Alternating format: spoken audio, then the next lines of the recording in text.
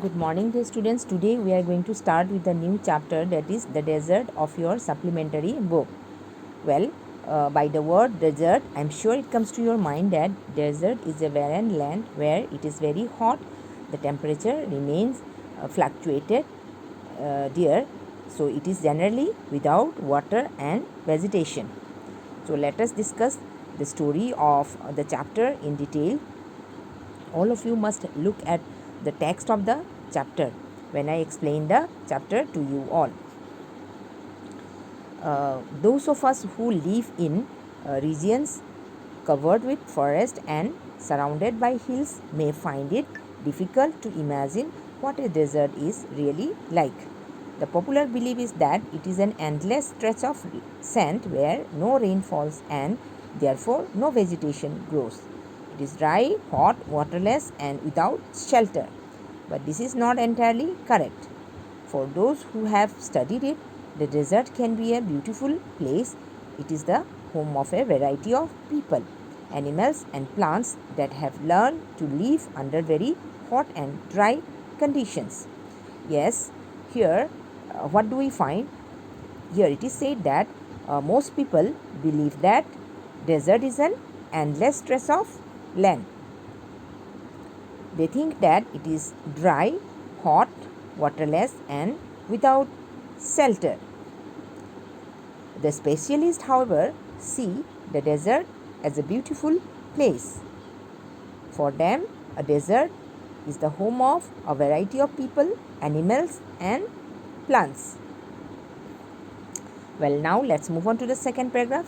True, the ground is not always hidden by a cover of grass, plants, and trees as it is in other climates. But whenever it rains, which is rare, desert flowers bloom, and the sight can be as rewarding as that of any tropical garden. Yes, it is true that it doesn't always have a cover of grass. The rain is very rare there, but when it does, the desert becomes as beautiful as that of tropical garden. A desert is not always a flat, unchanging wasteland of dry sand. It may have mountains and hills.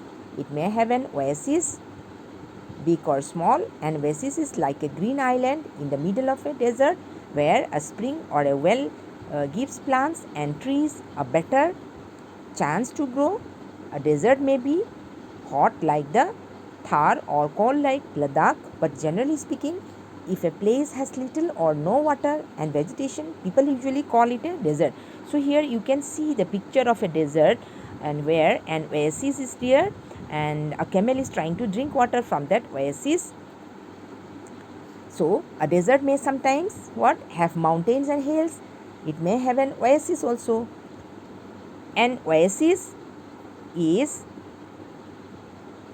like a green island in the middle of a desert where a spring or a well gives plants and trees a better chance to grow. So a desert can be hot like the Thar or cold like Ladakh in general. When a place has little or no water and vegetation, people call it a desert. Some deserts are almost totally without water. In such places, strong winds blow, raising heaps of sand and depositing them as mounds. These are called sand dunes that shift and move endlessly across the desert. Few plants can survive on such dry shifting sands. So here sand dunes are found in those deserts which are almost totally without water. So what are these sand dunes?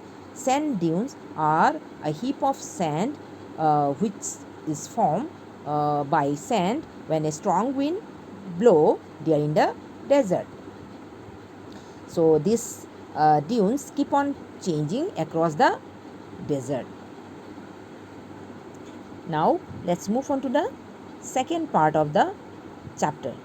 So in second part, what do we find? We find that what types of animals and plants live in the desert and how they try to survive themselves there in the desert. And as you all know that the camel is known as the sheep of the desert. So camel is one of those animals who lives in the desert. So let us find it out how they try to survive themselves in the desert. All living things need water in order to survive. The few plants and animals that live in desert have developed the ability to require less water than most plants and animals. The camel, popularly known as the sheep of the desert, can drink a lot of water at one time. Camels can do without water for days together. The reason is they sweat very little. We sweat because we must keep our body temperature constant. We sweat when it gets hot and this cools the body. Camels can stand high body temperature. They don't need to sweat and can therefore retain the water they drink for long period of time. So all creatures, as we all know, all creatures need water to survive. The animals and plants, of the desert, they are able to survive on less water. How they adjust themselves there in the desert to survive? A camel, you see, can do, without water for days together. How? The reason is that a camel can drink a lot of water at one time.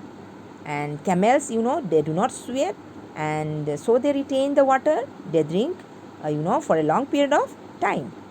Now, smaller deserts. Let's see how smaller deserts try to survive themselves in the desert. Smaller desert animals, they do not drink water. They burrow underground during the hot day and come out at night to eat. Some of them eat other animals and get the water they need from the moisture in the meat. Others eat plants and seeds and get the water they need from plant juices. Now you see how smaller desert animals, they try to get water in the desert. They try to get water from the moisture in the things they eat.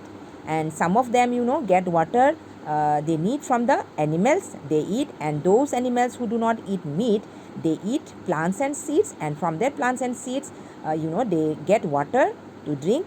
Thus they get the needed water from plant juices. Now desert animals also adapt themselves to the life they had. Cactus plants store water in their thick stems. Their roots lie close to the surface of the ground and quickly absorb the moisture from the light rains that occasionally fall.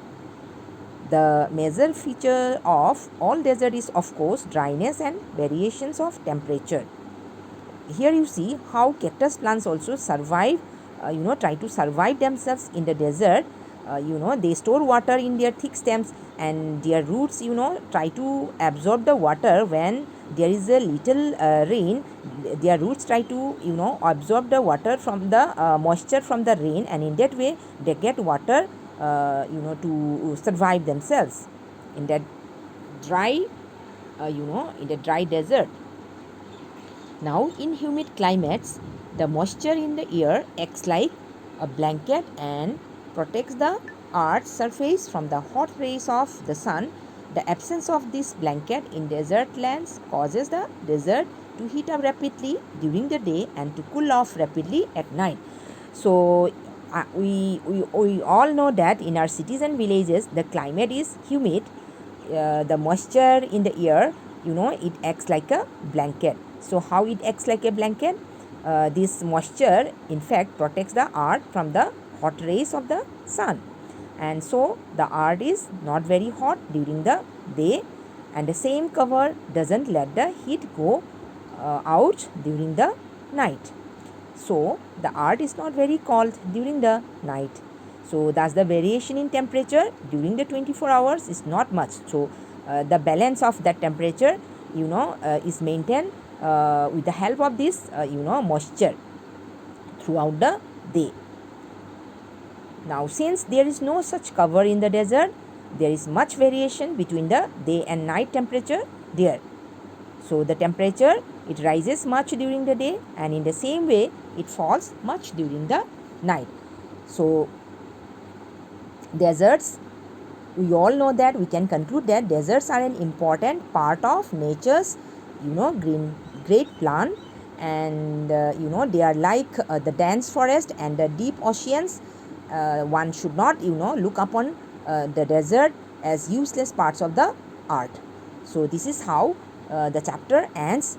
So we'll be discussing the question answers in the next video.